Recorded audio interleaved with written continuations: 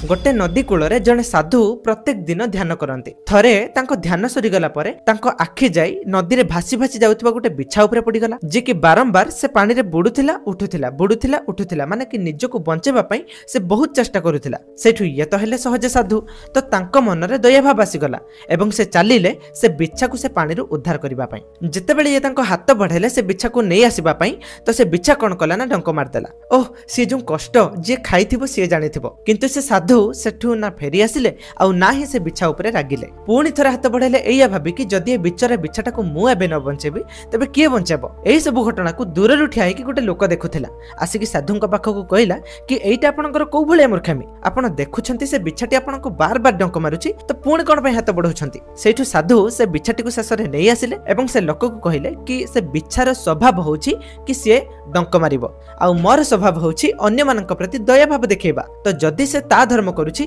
मु भी मो धर्म करुची तबे जदि मु ता पई निज स्वभाव को दूरे देबी तबे मु को भले साधु। तो एथिरु हमकु एया सिखिबा दरकार कि आपनक चारि पाखरे बहुत खराब लोक अछंती किंतु ता माने नुह कि आपण भी तांको संगरे मिसि कि खराब हे जिवे। आपण निज धर्म करंतु से माने तांको कर्म करछंती काहे कि ना निज को ठीक कले ही ए समाज ठीक हबो। जय जगन्नाथ।